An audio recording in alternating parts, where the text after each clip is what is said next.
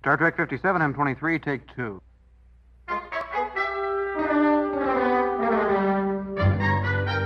It's got Star Trek. Episode 30. TNG Season 6, Episode 21. Frame of Mind. You're becoming agitated. You bet I'm agitated! I may be surrounded by insanity, but I am not insane. And nothing you or anyone else can say will change that. And I won't let you or anyone else tell me that I am. You may be able to destroy my mind, but you can't change the fact that I'm innocent. I didn't kill that man! And that's what's driving you crazy. I can see we have a lot of work to do.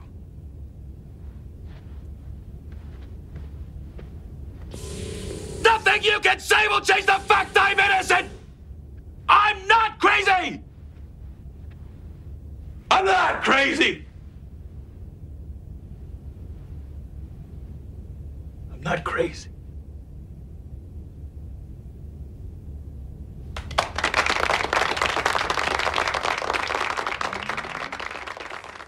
I'm not crazy. No! They're all gonna laugh at you. No! I'm not crazy. You're crazy. No! Are you just reading your notes?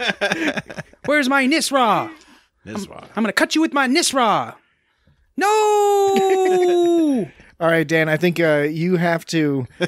You're clearly heavily invested in this. And so for the audience out there, it took us a while to start the recording because Dan was just staring silently at his notes. And then he said this was what did you say? It was a very confusing episode to take notes, or very confusing to take notes for this episode. It was confusing because I would have these sort of, like, I was trying to break it down into what was real and what wasn't real. And then halfway through, I'd have this realization. It's like, oh, that's right. It's all just, okay. Then I don't want to get started on a bad, negative foot. Is that that's not a thing, is it?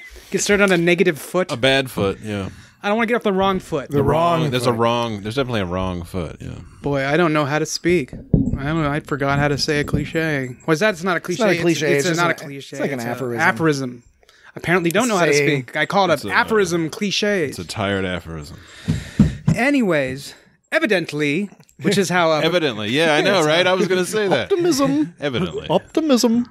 Not necessarily. I like this episode. I thought this was a good episode. I enjoyed it. I thought... Yeah, I really like this one, too. What is... You're looking at me for affirmation. No, I agree. I'm just looking to now he's looking at me. No, I'm not looking for affirmation. I'm looking because we're having a conversation and it's sort of signaling that, like, yeah, we're having a discussion now. I know, right? We're having a discussion. Of a sort. They call it a podcast. See, now he's pointing his thumb at me. Because he's looking at Jesse and pointing his thumb at me. He's doing that thing where he's just like, Dan's saying something really silly right now. Dan's saying something really silly. I'm just being cheeky. Yeah, then he's doing that thing where he responds like, no, it's fine, Dan. No, I'm not. He's just being cheeky. Just being cheeky and charming. He's totally tickled with the fact that he's cheeky. So you were saying... I could say 1 + 1 = 2, and you could be like, ho, ho, ho, ho, ho, ho. Why don't you give it a try? I refuse. I'm not falling to your traps. All right.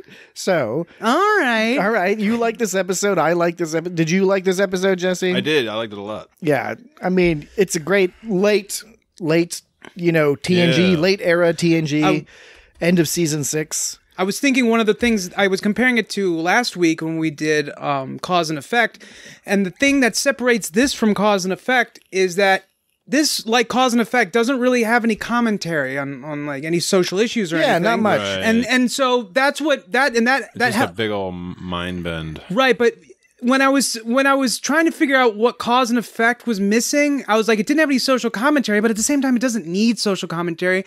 So what this did have that Cause and Effect didn't have is it did have sort of like, it was relatable. It was relatable in the sense that it talked about the mind and things like that. Cause and effect Yeah. there was nothing really relatable about cause and effect. It was just some things that happened, which didn't make it bad. It was good. It's just, this is more like, whoa, what if my brain did that, and you get to be all like... I would take it even a step further and say that, cause and effect, it not only didn't have any social commentary, but not even really any personal commentary. And this one treads very closely to that too, because there are moments where you think that the message is going to be something about Riker trusting his, his old friends or something, trusting those people that he somehow inherently recognizes that he trusts them, but it actually kind of goes the opposite direction. Yeah. I mean, like cause and effect, which we discussed last week. There's not a lot there. The other difference though, is that whereas cause and effect was a temporal anomaly, this, at least there was some kind of that political discussion with, like, what was it, the factions? How did Picard say it? He said the various factions. The various factions. Yeah. Hey, don't you love those various factions? A brilliant Patrick Stewart It seems impression. that there are various factions vying for power. That was also, I mean, it goes to your relatable point, because you can think about, you're like, okay, there's a story happening on this planet. We're seeing a sliver of it. We're seeing one faction trying to get an advantage by getting some information out of, Riker's head, I guess, is ultimately what it was. But another thing that this has that cause and effect didn't have as much. Cause and effect was great because you could jump in. You don't need to know anything about Star Trek. As we said last week, it's a great entry point, and it's a great sci-fi tale, and it's an interesting, fun little mystery to go through, and it's very well performed and directed and all that. This does at least offer a showcase not only of Jonathan Frakes' acting ability, but as you noted, it's talking about your brain, and one of the scariest things for probably anybody is, like, what happens if you can't trust your own fucking brain? Yeah, it's like when he wasn't joking to Lee in original in TOS. Yeah, I'm not joking, Lee. Yeah, it was like that, where that wasn't necessarily commenting on anything going on, with even really with I mean, I don't know, whatever you want to go into that, the humanity commentary on humanity, but it was more like what happens to your mind when certain things happen. Yeah. So, Right, yeah. And how would you react? How would Yeah. a beloved character react? as it went into a different direction though, because there was that whole scene where Troy, who was sort of represented his sort of fear and sort of, she was there. Well, she didn't represent his fear. It was when it was emotions. It was during the reflection therapy, which was, it was emotions. Troy was there to comfort his fear, basically. And then Worf appeared to sort of express his anger. And then Picard was there to sort of implement the logic. Yeah, like the reason. Yeah. And so... Like the bigger picture. So there was that whole scene, and when they were saying, Troy was like, you can trust us, Will. But then they went the opposite direction because they had that final trick thing, he blasted Mavek. When he blasted... What happened to Mavek? When he blasted himself. Oh, did he blast Mavek first, then Yes. himself? Yeah, that's right. But the final trick thing, like they do when the monster comes back, it turns out he couldn't trust them. But it's like, how do you trust something that's not real? But it all ended up that it was really another fancy way of saying it was a dream, kind of. Yeah. Is what it was, essentially. Because it wasn't... They did say there was some kind of neurosomatic technique. They made it a point of being very vague about that. Well, the cool thing is though there are similarities to the kind of cliched you wake up and it was all a dream thing, the main difference is, of course, that factored into the actual telling of the story. So it wasn't that he had some experience and then it turns out he didn't have that experience. Yeah, on the surface level, that's true. But it's going, that whole push and pull and the tug back and forth between reality, or it's never reality, really. It's like all these different hallucinations, and playing with the, perception, monkeying around with somebody's perception. I think you handled it really well, because if you had taken a few different tacts, I think maybe it wouldn't have worked so well. I think it was nicely directed, the way it was written. I like that they drop you in right at the beginning in the teaser. They're already putting you, sort of making you confused, because you're like, why is Riker being all intense and weird? Yeah. Right from the get-go. And that sort of establishes, it's almost like that's the reality. So when you're going into the flipping back and forth in reality, part of the thing that keeps you off kilter is you started in this reality in a sense, even though it's the play and it's the rehearsal, it's still coming off, from that perspective. But when does the actual, because I was wondering this, and I was thinking the actual sort of dream sequence, whatever you want to call it, you could say it started from the very first scene of the episode, the very first scene of it. That's a fair point, yeah. Because first of all, yeah. I mean, you can only assume that that's still part of his illusion. Yeah, right. It starts from that because when he got stabbed in the head pretty early, right? That was when. Okay, first of all, some not evidence, but some suggestive things that might say that some of the TNG stuff wasn't real. Like Worf was acting really funny. He was really grumpy. He was super grumpy, and then he was like, "Oh, I'm so sorry." I cut you in the head. You'd think he was grumpy for some kind of reason that he was like. You thought later in the episode he'd be like, "I was really mad at you because you dated Troy that one time."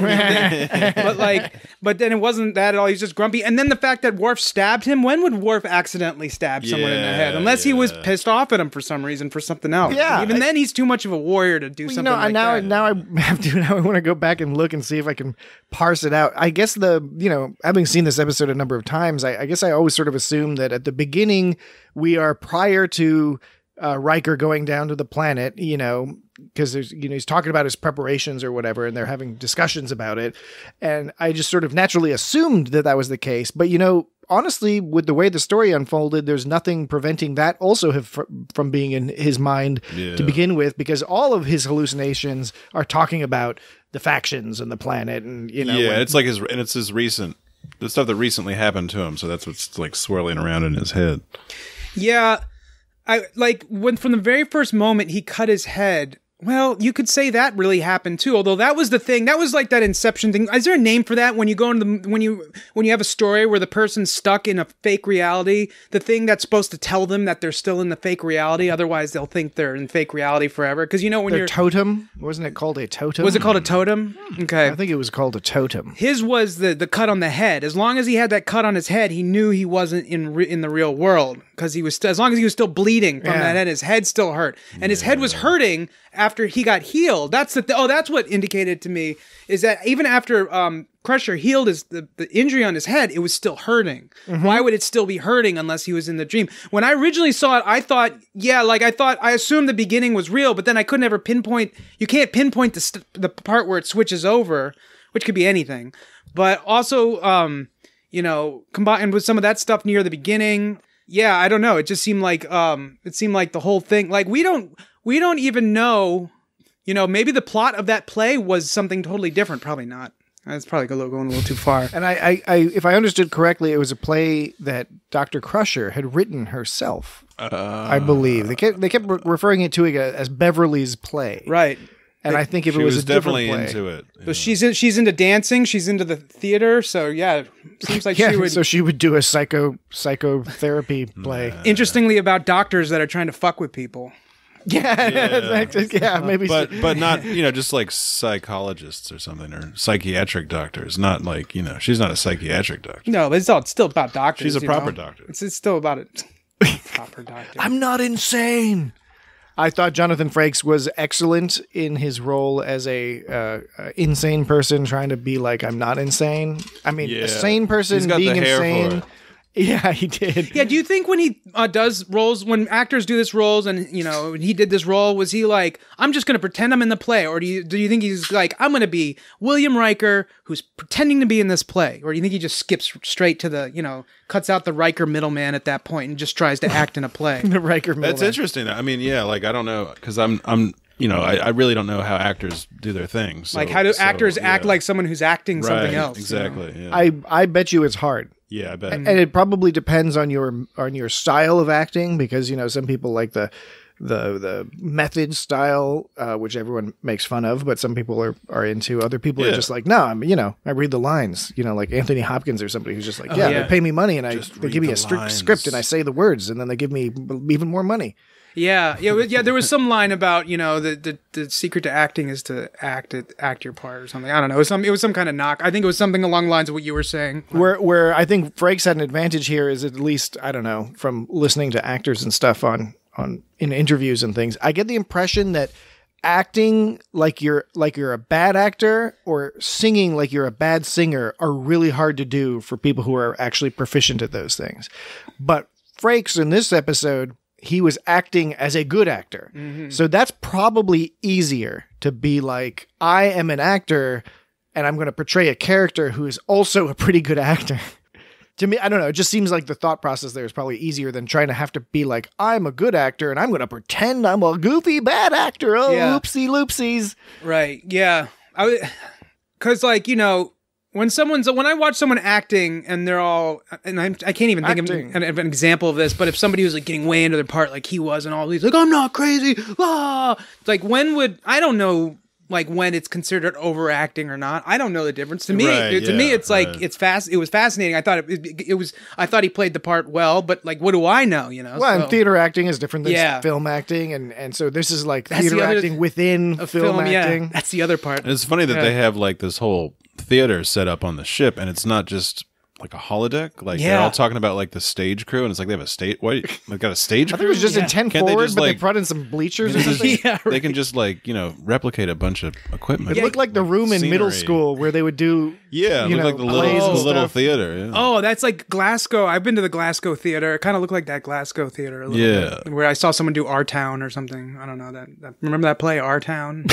I do remember that. It was featured in an episode of Wonder Years as well. Yeah, like like the room that with like the big like terrace. Yeah, the big steps. Yeah. That's what this looked like. Like they just had terrace steps, and then Picard sitting all in the middle of the audience. The audience was weirdly far away. Future theater. I mean, all of that, of course, was, you know, it was designed to be a creepy, weird episode, and it wasn't like creepy in the mega creepy style, but it was disturbing. I would say it was more on the level of being just sort of like unnerving. Because the funny forehead alien kept popping up. Yeah, and it was always like, what? When Riker was actually, because you know, from the play, you see that him looking through the window saying, "I'm not crazy," like from the play, the audience perspective, you know. And it's funny because I was trying to. Also, not knowing much about this, I was trying to think about the blocking, and during the play, you could see like that's what it's called, right? Like how you're faced and stuff. Yeah, where you put the camera, where you put the people. Yeah, and so when they're doing from the play, he was talking to a window behind him, but he didn't have his back to the audience fully. He kind of had his back, but he also had his head kind of turned to the side, so it's like you could tell he was speaking the opposite direction, but he was still facing the audience just a little bit. He still had his face kind of near the audience. But then one of the creepier parts is when he does that again, except quote unquote for real, you know? Yeah. And this time it's from the perspective of the actual window. Right. And so you can tell in that he's fully faced. So like if that was from the perspective of the window when he was doing the play, he would have been side faced, but this he was like full faced. So they were doing the blocking a little different, and that was pretty creepy because he was just like and then they did that zoom away thing, and it was all fucked up, and it was that was kind of upsetting actually. I like it when like he's doing the play and he's just faded into that reality or whatever, and like so he's all awkwardly on the stage and he's like looking into the audience, and then and Captain Picard's all like looking back all intensely, all like, yes, I'm watching this play. When are you going to start acting? I wonder if Patrick waiting Stewart for you to start acting. Patrick Stewart, obviously he must go to plays, but I'm wondering if you're a famous stage actor and you spend so much time up on the stage, is it like a chore to go to see a play unless it's like really like Good Buddies or like really good play? I know it's, you know, it's and a bit then if somebody meta. recognizes you and you're like, oh shit, like I threw off the whole play because I'm in the audience. Yeah, it's kind of weird. They're gonna see me and everybody's gonna be like thrown off. Patrick Stewart's in the fucking audience. When I watch, I like watching, you know, concerts and shows, you know, with music and things like that. And I have played in that situation before. I've been the one on stage, on giant stages in front of millions of people. Just look it up. But yeah, man. But on the other hand, if I'm watching a TV show that has to do with the subject matter of the place I work at, it could be a great show, but I kind of don't want to watch it. Yeah, right. I was at work all day. Yeah, exactly. I don't really want to deal with that. Yeah, and it's kind of a bummer. It's like, because it's like I really want to watch this show, It's but like I just you don't watch Silicon Valley, right? Yeah, I really want to watch. I know I would like that show. It's just I just always don't really feel like watching it because I'm just like, oh man, I gotta think about this stuff some more, and it also will bring out some like insecurities in me and things like that. I'm just like, oh no, you're like, oh, why aren't I not a billionaire yet? Yeah, right. You mean you can such a fucking loser? I don't have $1 billion. You can sell your code like that? Yeah, just slinging. Dan's here, slinging code left and right. The one thing that popped out at me was that. When you watch this show again and you keep reminding yourself that the vast majority of this is in Riker's head, that Mavek, right? It was his name. That doctor's assistant was so creepy. Administrator. He was the. Wait. No. Mavek was the big dude. Oh, he was the tall. He was the tall guy. No, the big guy was like the head security guy, right? That's Mavek. No, Mavek was the he was the main. He was like a guard or orderly or something. Okay, he's the orderly. Yeah, the big orderly who was like. He didn't run anything. He was just. He was just the doctor guy seemed to run the show. He was just mostly taunting Riker. Yeah. Okay, sorry. So you were saying about Mavek. Yeah, I was just saying that guy was really, the actor was creepy, the way they portrayed him, and I keep having to remind myself that, I mean, there may have never been a Mavek to begin with. I don't know if he was based on somebody or what. We don't get enough information about exactly how this process works, but it does seem that all of that stuff was in Riker's head. What we do see Riker on the table towards the end of the episode with the thing in his head, which was causing him to imagine getting hurt in the head. Yeah, because he could have just been on that table the whole time. He was clearly on that table. And then like he was just like, okay, wait a minute. Yeah. And so I don't know. It's just it's kind of funny because we meet all these characters and we don't even know if they're based on anybody or if they're complete fabrications. But it makes more sense when you watch it through, a second time and you're like, okay, everyone's acting super fucking weird. And that guy was creepy and weird. But what I thought the episode did well was that all of those things that happen in Riker's head are nevertheless like plausible. Like, even though we know the truth, we watch Star Trek, so we know something's going on with Riker. When they're sitting down and the doctor is like explaining it to him, you can buy, like, it makes sense. Like, if you were Riker, you could buy into what the doctor was saying. Right. Or when Riker's talking to that quote unquote officer, who's like talking to her spoon or whatever. Oh yeah. And you can be like, okay, is this real? Is this not? Is she another person, but like she's networked into his brain somehow? Or because she's all talking about like all kinds of Starfleet stuff. Like, I was on the Yorktown with this guy, and you're like looking at him, it's like, but those aren't like Starfleet people. Those are those funny looking aliens. Yeah, it's like, what's going on here? So when they were talking about the neurosomatic technique, it's not clear what that is, and now as clear as it needs to be, I kept wondering, was it involve them making some kind of like, sort of using psycho adventures to like go inside your brain and they just jacked off in his brain. Jacked into his brain. That's what I'm wondering. Did they plug it in? Just like did they right in the side of the head? Like Data? Did they create weird scenarios for Riker, or was it simply that they were poking his brain with needles and this is Riker responding? You see, one instance is them creating a scenario for Riker and him responding weirdly, or like part of the technique is to sort of trick him because, especially with the reflection therapy, it seemed like a moment where that reflection therapy was going to be their way of tricking him into giving information. Right, like one of those things in the movies or shows where they're like, we need this will work, but only if he agrees to do it. So we got to trick him into wanting to do it. We have to trick him into thinking he's crazy. Like that Rick and Morty episode with those aliens. It's like David Cross. With the like butthole big flaps. Simulation. Flaps. Yeah, simulation within a simulation within a simulation. Well, so if the reflection therapy I wasn't just like some things that were happening, if it was instead like, okay, the reflection therapy only works if he volunteers to do it. So we got to make him think he's crazy, so he volunteers to do the reflection therapy,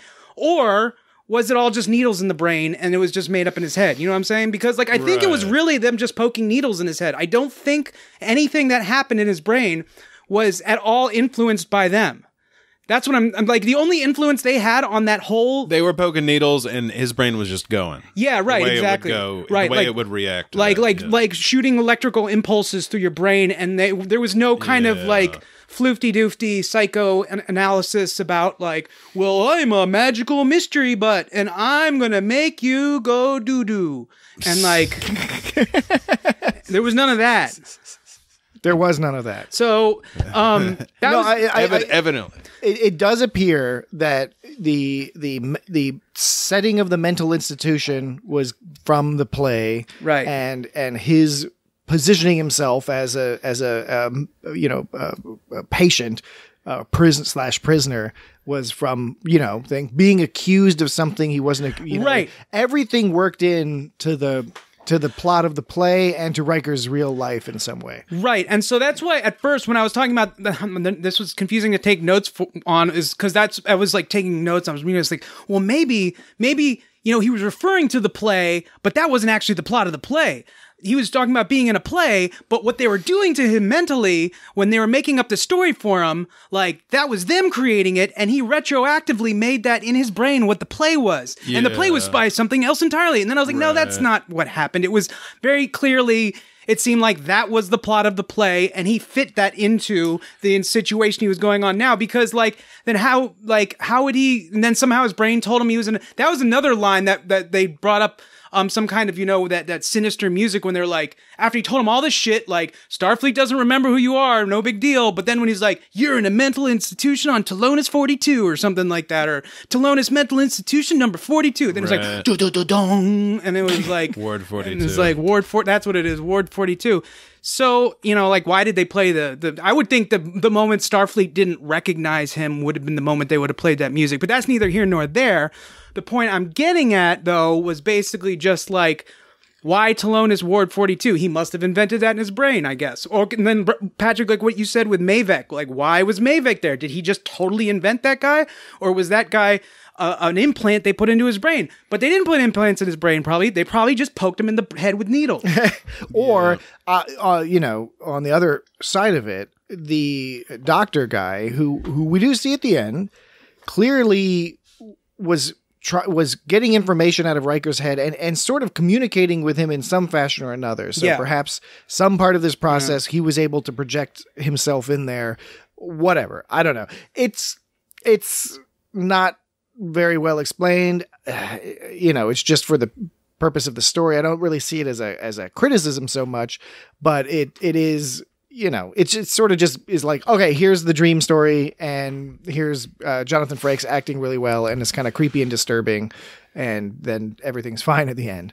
There's the part where you see in the opening scene where he's having trouble with part of the scene, and then during the rehearsal, and then like later on he's like he's walking down the corridor and he has all this uncertainty, and like if that's just part of his hallucinations. It's like, did he really have a problem with the scene in real life? That was just a problem like that his brain was having, like going through the stuff because they were poking at his brain. Like it's probably the actual play they did like went off like really well, and he never had any problem because he's fucking Will Riker. Like, yeah, right. He acted the shit out of that shit. At the end I was like, how did the play go? I was kind of wondering. Yeah. But other than that, Mrs. Lincoln, how was the play? Dr. Livingston, I presume. Wasn't that something else? Yeah, that's something completely different. One. Yeah, that's totally different. Completely different direction. In this context, that would be a non sequitur. No, it was you were just making quotes, and so I made a quote. But our quote had to do with I know. Dr. Anyway. Livingston had to do with arriving somewhere late or something, and someone was like, "You're of course you're famous, and I'm just pretending you aren't," and that's kind of like being in a play. Supposedly, sort of. I don't know if that guy actually said that, but like this guy went to look for some guy in Africa, and he was the only other white guy, so it was like obviously that. Oh, that's right. I totally forgot the whole context around it. I just knew it was. You just decided. No, I just say it. I just knew that the whole point was like, of course it's Dr. Livingston, you idiot, and that the person knew that it was, and it was just a joke they were making. Yeah. Yes. So Picard, Riker. Yeah, of course he acted the shit out of the play. So yeah, why would he be having all these insecurities? And maybe he's just manifesting his own. I mean, with the things with these dream interpretations, you can always say whatever you kind of want to, Like, oh, he was insecure because he was insecure before the play, so he's just dreaming about it and manifesting it as that. Like, we don't know. There's all sorts of things that are vague in this episode. And you don't, it's like you're watching it and you don't really know what's happening. And then like you think back on it and you're like, what was really happening? We're also, to a certain extent, we're beholden to 1993 popular psychology, pop psychology, which was something that has, been somewhat problematic in for Troy in terms of the as time passes. I really like Troy. I think Troy is a great character, but there are times where the advice she's given would probably be not considered that sound by modern psychologists, and probably not by psychologists at the time necessarily either. But these were writers, and they were thinking like, oh, and this, Worf represents this and stuff. And it's like, all right, it's really handy for a theatrical presentation for like a Greek style play with a chorus of people. And but if that's the advice you're actually giving, you're the commanding officer or the second in command of a major starship, it could potentially be considered problematic. I feel like psychologists in media, fictional media, have probably improved over the years. I'm guessing they've gotten. I think it's as more people. I think more people go to psychology. Dr. Katz. Dr. Katz was great. Straight up, It was all brilliant. wiggly.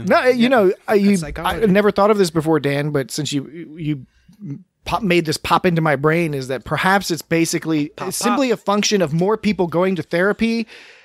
Thus, the writers have more familiarity what actual therapy looks like. That's an interesting point. As opposed to somebody, or at least more writers are which is good. Which is a good thing that more people casually have an understanding of what psychology is about. It's one side of the argument could be like, well, everyone's going crazy now, and the other side is like, no, people are more accepting of the things that have been real all along. It's real. It's a fake. I'm not crazy. I don't know why in my notes I just have in capital letters 9 times. 9 times. Was that Mavek? He can do it 9 times. 9 times. I think Mavek said that. And I just all disconnected from my head now because I don't know what's real and what's fake.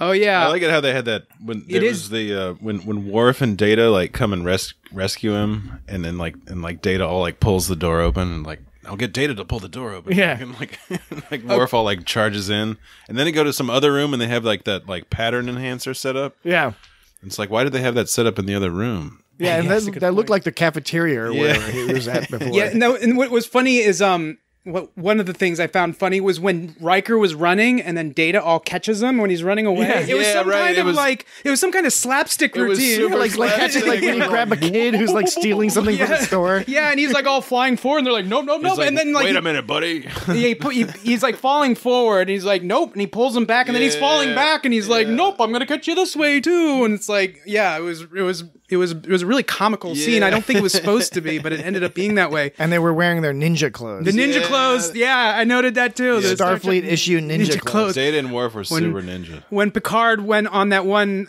mission, he wore ninja clothes. Yeah. But on that ninja mission, Picard was skulking about through caves. In this ninja mission, they were just beaming down to a brightly lit corridor. So you could figure out which one was walked which. right in there. Yeah.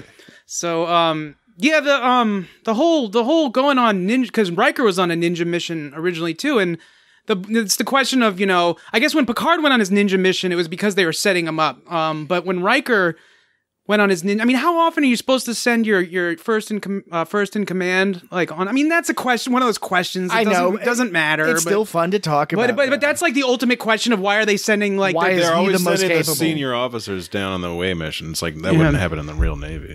Yeah, you wouldn't send us. Yeah, on especially some covert operation that was so dangerous that it made Worf grumpy. Yeah, he was super grumpy. Yeah, but another thing that made me wonder about the whole the timeline of whatever actually happened was because he was set to do this play and go on some life and death ninja mission 2 days after that. Yeah. I don't know, man. If I was going on a ninja mission, I don't think I could concentrate on being in a play. So it made me think maybe that's not the actual order of how things happen. And he just... But space travel takes a lot of time. And there's a lot of time where you're just cruising through space for weeks. Because at the beginning they were it's going to be 5 days till we get there or something. Wasn't it something like that? I forget exactly. No, but I'm not questioning... They're just doing this play because they got nothing better to do. Well, yeah, I'm not questioning the timeline, and I see what you're saying where there's they might as well do something. At the same time, I know and this is why I'm not a Starfleet officer, probably. Oh, man. But one of the reasons... Are you sure? is because... In addition to the non-existence of Starfleet. Yeah, Oh, man. The fact that I would know that I'm going on this life or death ninja mission that could very well end in my death... I wouldn't be able to personally concentrate on doing a play. Well, first of all, you'd probably be Play's like, a big we'd all deal. be like lower decks type people. So that's why when we're looking forward to that show when that comes out, because that will be fun.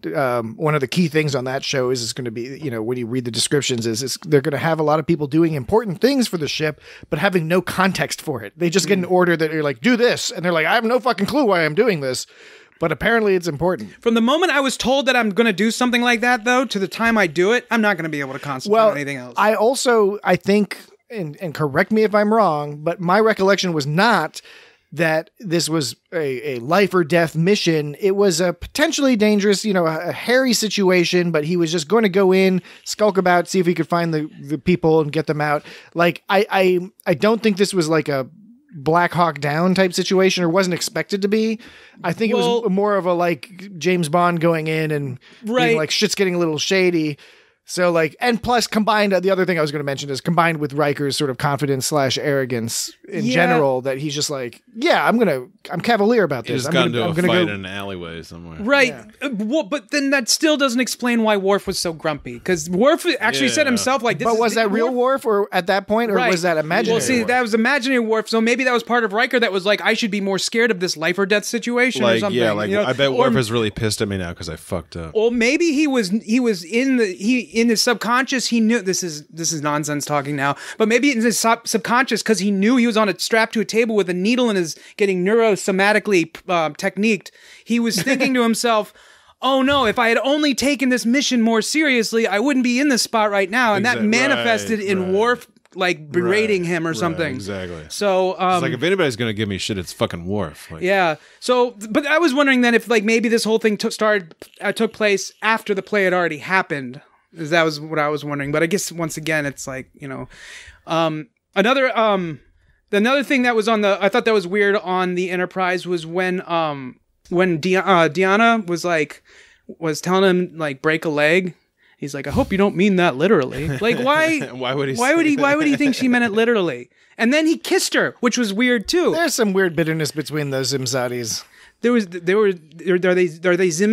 Zimzadudes? I think once you're Imzadi, you're always Imzadi. Dude, it was weird that they kissed.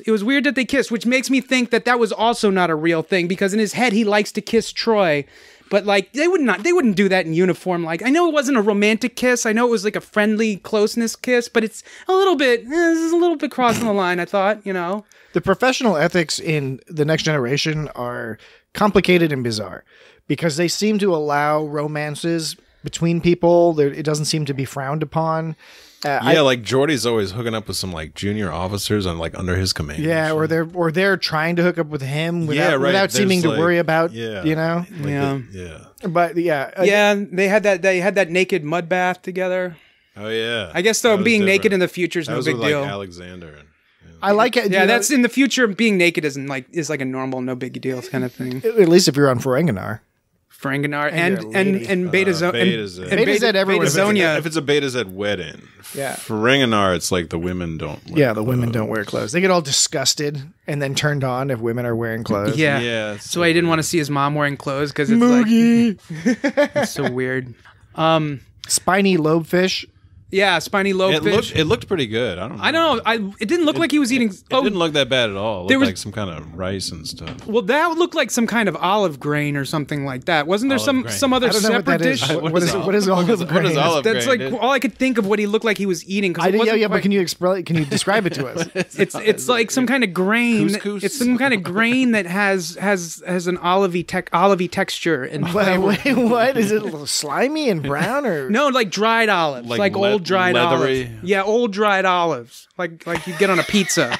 You're just ruining my nightmare. Olive grain. Who eats the idea of a like that? grain that has the texture of old dried olives. Nobody eats olives like that. Well, that's like, where are you getting your food? Where are you getting your olives? Well, I mean, that's the only thing I could think it looked like. Are you sure you're not getting raisins? Don't you live near the Italian store? Yeah, well, I mean, I didn't say. I mean, it was like that's what it looked like. Is old olive, like the leftover grain from olive. Olive's not a grain; it's a fruit. That's what I'm saying. The spiny lobefish. That was a different looking dish. Wasn't that like a silver dish or something? The spiny lobefish to me is a contradiction. That sounds delicious. Because it's like weird. You don't think of spines and lobes. Yeah. Yeah. You think of like lobes being all loby and like blooby. a jellyfish or something. And you think of spiny things being all like anemones or something. But like Either way, it spiny sounded lobefish. delicious. Yeah. Spiny lobefish. And it rolls off the tongue. Try that motherfucker. Like if you put it in your mouth, it literally rolls off your tongue. Yeah. So, Because it's all loby. lobes. I kept thinking of Ferengi, talking about massaging their lobes. You don't have the lobes. What do fish don't have lobes? Lobefish do. They don't. Lobefish. There's something called a lobefish, I think. Is there? I think so. I bet there's blobfish. There's a. When I think of a lobefish, I think of a blobfish. You know that ugly, saggy-faced fish? Kind of looks like a space whale on Discovery. Wait, say that name again. Like a blobfish. A blobfish. If you look it up, clickety, clickety, click. Gormagander? Are you talking about a gormagander? A glormagander looks kind of like a blobfish. Gormagander. What's the one that's supposed to be the affordable lobster, but it's not lobster? Monkfish. Monkfish. Wait, Langoustine. Monkfish. What? monkfish is pretty ugly, isn't it? Yeah, monkfish is like tastes like lobster. It's supposed to be like the Yeah, but that's cheap- a fish. I know, but my point I'm making is if you want to eat like a tarantula is a spider, but it tastes like crab. So Right. they're both, but of that's course they are intriguing. both. They are both part of the same family. They're or all whatever. in the same It's a thing. similar. Yeah, they're arthropods. But apparently, when you cook up monkfish, it's supposed to kind of have the texture. And I did not flavor know of that. It's I'm a big, thick fish. I'm gonna go cook up some Yeah, monkfish. I You can should. see that. Do that. Word. You should I do like it. lobster. So, do you think a spiny lobefish has a spine that's all loby, or is the lobe all spiny? I don't know. I mean, even looking at the dish, it was difficult to tell because it had spines and I it think you definitely can had get some. kind of like tamarind sauce. and Had some, put it like, on foldy that lobes. spiny lobefish, or like maybe a mango. What Space mango. What's Maybe a green chili. Space green chili. is this a dangerous question to ask? But what Yes. species do you think in Star Trek humanoid species uses tamarind the most, other than human? I was gonna say Andorians. Vietnamese. Oh man, I mean, I think it's more Indian, probably. well, Indian too. Tamarind. I've seen tamarind What? stuff. Tamarind's all over. I was talking about Asian. other than humans. I know, but I just don't. I did not mean to imply that Vietnamese. Yeah, were so other I was than- like, I didn't I know what missed you're. that part. Yeah, that's the Take Two. I don't know where tamarind would be popular, or do you think it would be a tamarind analog, or would it be that they import tamarind from Earth? Okay, It'd have to be an like analog, a tropical place. or how about easier cumin? What Like Ryza? Ryza? I mean, you can get everything on Ryza. I bet they got all kinds of fruity drinks on Ryza. Yeah, Ryza's probably. I don't know. It's fruity at the. Could be good. Although every time people go to Ryza, all sorts of shit goes down. What do you think? On Enterprise, on TNG, on Deep Space Nine is a total fucking clusterfuck when they go to Ryza. Worf comes out looking like a piece of shit on that episode. Yeah, he really does. That's It a was like- shitty episode. Yeah, it's a bad episode. It's like the shittiest Worf episode, and it's on DS9 where he was a little more empowered in DS9. You know, Hell yeah. It was a bizarre episode. but that whole sequence around, how close was that to Terry Farrell? Terry Farrell. Wait, that's the singer to. Isn't that the singer? Perry Farrell. That's Perry Farrell. Oh, it's Terry. It is Terry Farrell. Yeah. The singer to Porno for Pyros. I believe that. I think the Ryza episode. I think it was in season 5 of Deep Space Nine. I want to So, say. at what season did she leave DS9? After season 6. Okay, never mind. Forget all that then. So they But you think she did that episode and she was like, this episode was so That's it. shitty. I was quit. I was just wondering if things felt rushed around that time or something because of events of leading. On all these shows, I mean, TNG doesn't escape it either when you're making 26 episodes a year, or at least that's the Yeah, it's goal. standard to make like 10 episodes a cycle now. nowadays. I think back television back has in the improved. 60s, they did like 30. Yeah, or more. There were some Or shows. more, Some of the half-hour yeah. shows would do 40, 50 shows a year. Like Gilligan's Island. And yeah, shit. they would have a show every fucking week. Yeah. And they were great for reruns, and they hadn't even invented reruns yet. But you can read a ton. Ron Moore writes really. He talks about this a lot in a lot of interviews. Ira Stephen Bear, a lot of the other Star Trek writers about how just intensely it's so stressful. It was so stressful to write for Star Trek at that time that it almost went beyond being stressful and becoming calm again, because it was just like, this is the fucking deal. Ron Moore, when he talked about when he first came on board at TNG, which I think was season 3 or 4-ish, somewhere in there, he had never written on a TV show before. So he just came in and they were all like, okay, here's how it works. At the beginning of the year, we kind of map out the kind of things we want to do. And then we start writing some episodes, and they say they get like 4 or 5 episodes written or something, pretty much complete. And then those start filming. And then he said the rest of the fucking season is just catch up. It's just constantly trying to keep up because they're filming these episodes in 7 days.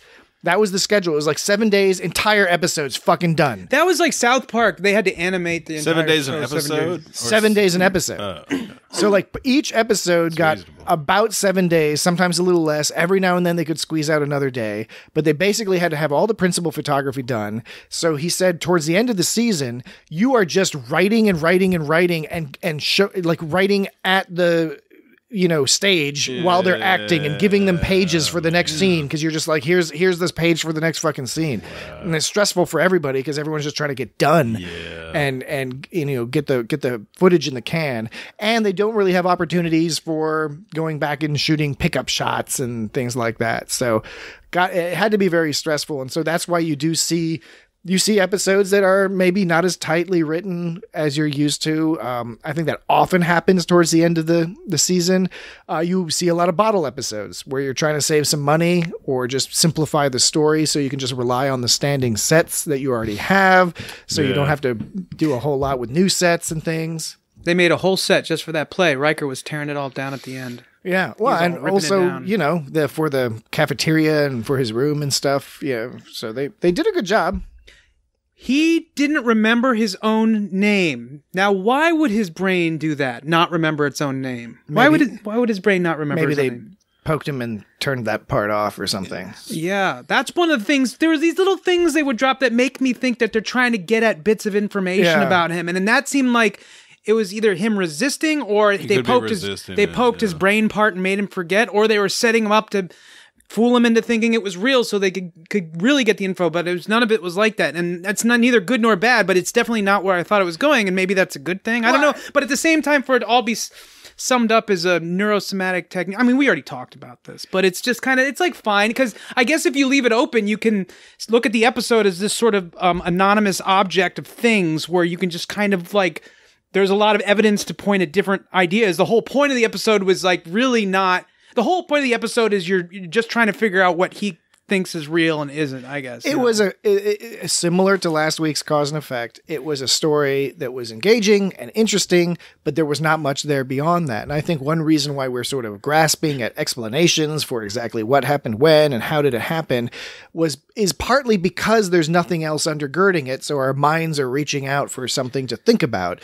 And I think we could compare contrast this to another similar thing that we saw late in Deep Space Nine, which was when Cisco is basically, the Pa wraiths have gotten into his brain basically, and he's imagining himself as Benny Russell, the 1950s sci-fi writer, and he's been imprisoned in a mental institution. But see, okay, so... And that one, my point is that one, first of all, they solve the problem of the tech. They just say Pa wraiths. Okay, all right, Pa wraiths. We just assume they can do whatever.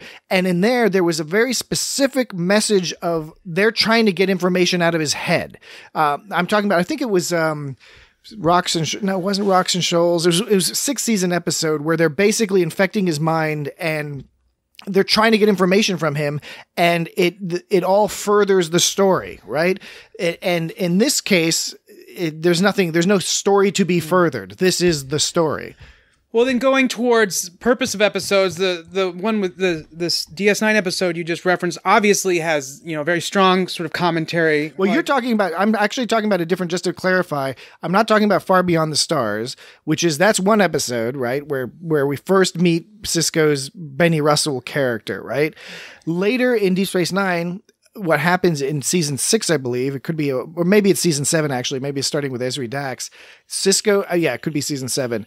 The Pa wraiths are basically starting to, like, Cisco's flashing back and forth between reality and being Benny Russell, except in this case, instead of being a sci-fi writer in an office, Benny Russell is in a mental institution, and human-looking Damar is acting as like a doctor and basically getting him to stop writing the story. He's like writing the story of Deep Space Nine on the wall, and he's saying, you have to stop writing the story. And that is we learn that there's a function behind it. The evil paw wraiths are trying to trick Sisko into ending his mission because they fear that he is going to be successful.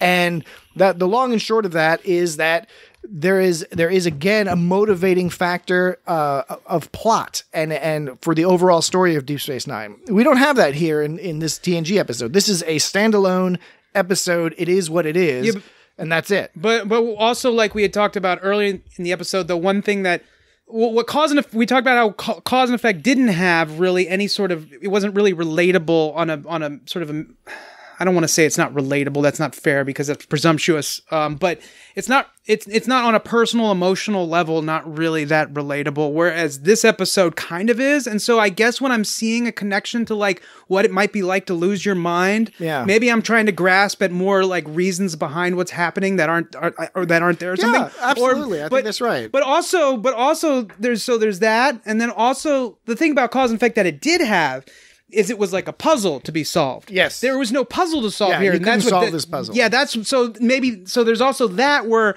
it's like, I'm trying to find, I know, even though it's very clear when there's certain episodes of Star Trek or whatever show where the plot just doesn't really matter. It's whatever device got them into this point they're trying to get across, that's all that matters.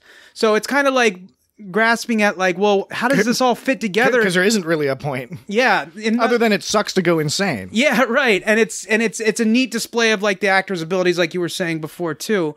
Yeah, I guess it's just the I don't know why it bugs me, and it shouldn't bug me. Like, well, there is for better or worse. The other thing this episode has that's different than cause and effect is that, you know, Riker, there's some level of threat to Riker in the sense that we don't know exactly what's happening. Mm-hmm. We don't know exactly how he's going to react. And in fact, he often reacts in ways we don't expect him to. So he rejects the hallucinations of his friends. You know, he decides to stay in the mental institution. He fights, Worf and Data. Mm-hmm. Whereas in cause and effect, the plot was basically a number of very competent people are going through a weird event. And through their competence, they resolve the problem. Through their competence, they solve the problem. That doesn't really. I mean, it kind of happens here in the sense that Riker eventually shakes free. But the thing is when it's kind of like when he shook free. It was kind of like when I'm dreaming and the bombs are falling, and then the explosion reaches me, and then I wake up. I know, that's terrifying. There's the dying dreams. Oh yeah, there's dreams where the bombs are just falling. You never like I've had that like a few times where the plane flies over and a bomb start falling out. I never have that. And it hits like a few hundred feet down the road, and then it hits, and I see the smoke and the clouds and all the dust and all the shit from the bomb coming at me, and I'm watching it come at me. When it hits me, I wake up. I would prefer that stress dream to the one I haven't had. This stress dream for sure. I haven't had in years, but I remember having. I haven't had dreams in years, quite frankly. But all my dreams are dead. Bummer. But those stress dreams where you're like, I have an appointment. I have to be at this place and meet these people, and then like a series of things gets in the way, like traffic, and it gets increasingly more ridiculous until you're just trying to walk and you're walking all slow, and you're like, why the fuck am I walking all slow? Oh, that's the worst. Yeah, when I would prefer the bombs. Then it starts like hurt to walk, and like you can't walk. It's like I'm not getting anywhere. Yeah, I would get that with waiting tables. I remember, and like I'd be trying to pour this cup of coffee, and every time I turned, like the cream would go missing, or like the cup would fall over. Something was preventing me from pouring this coffee, and like more tables just keep getting sat while I'm doing this, and I'm just like losing my mind. So it's like I'm not going to be able to pour coffee for all of these people. Yeah, I can't even pour it for one. They probably want food too. So yeah, those stress dreams suck. But yeah, the ones where I blow up is just kind of like, it's just momentary. Wow, those other stress dreams that you're talking about, they're like the drawn out, fuck this, I want to wake up. That's normal stuff. People don't have dreams where you get blown up. I mean, probably something similar, right? I mean, maybe people have gone through that. Yeah. Oh God, yes. Like people who lived through the Blitz, hiding out in tube tunnels. Huddled together with their family as the walls shake and shudder. Well, now I feel like a poser. That was rough from business. The Nazi bombs. Yeah, I got it pretty good. Yep. You live in North America. Yeah. So that's more sort of evidence towards the dream scenario where he was like, well, if I shoot myself in the thing, then I'll wake up for sure. You know, it's like, what's to say that he didn't just wake up from another, you know, level of totemness or whatever that Inception shit was called. Right. I shouldn't reference Inception because this came before Inception. That's stupid. Nah, but it's a good cultural milestone. It's not exactly the same thing, obviously, because this isn't layers upon layers, but although they did do a minor blow up at the end where he like he kind of like he blew up from like the there was like he blew up. You know, you're talking about when he got all shattered. When he was shattered from he shattered in the hospital, and then he woke up on the Enterprise, and then he exploded back to the hospital, and then he exploded to the play, and then people were doing that weird clapping thing where every time he pushed the dude, they clapped more, and then he exploded to the science table. So him. Oh yeah, Data was like, I like how you improvised that. Yeah, Data, that was awesome. Maybe all Star Trek after this is just in Riker's brain. Data was like, you gave a truly realistic interpretation of multi-infarctal dementia. Infarctal? Is that? I don't know what it was. Something like that. Something multi-infarctal. But that's, you know what, that's the thing though, is that him shooting himself didn't even really wake him up. He woke in the TNG and then he shot himself, which put him in the hospital, but then he still had the phaser. Yeah, it was weird. Like, why did that? It's nothing like waking up from a bomb dream. Because, like, I'm not still holding the bomb. Why did you think? Why the bomb wasn't still there when I woke up? I just woke up. He shot himself and for some reason still had the phaser. But, like, it wasn't a real phaser anyway. Yeah, so none of they it made said, yeah. It didn't even make any sense. I would be really interested to hear from anybody. I guess he was just getting back to reality somehow. But anybody who's had like a proper psychic break or something like this, like a perceptual break, it's where it's interesting is that everyone obviously has their own unique perspective on life built in their own brain from their experience and everything else. And those perspectives, of course, can shift through time and can change depending on whatever. But generally speaking, you know, we're even if our perspectives are shifting in a massive way, it's kind of like growing. You know, if you're hanging out with somebody, you don't see them grow taller or fatter or thinner. Right. You notice it one day, but you don't notice it when it's happening because it's a process.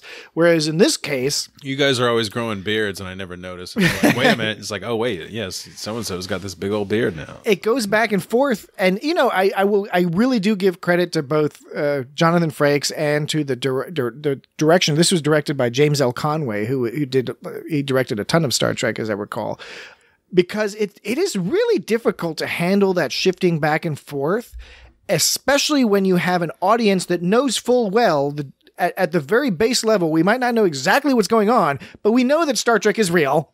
Star Trek is real, and we know that whatever's going on with Riker, that this guy is either a hallucination or he's actively lying to Riker or whatever. So that's a difficulty for the writers and producers from the get-go, because obviously we know whatever's going on, Riker is a real person, and when they say he's not, that's a lie or that's some sort of a subterfuge, right?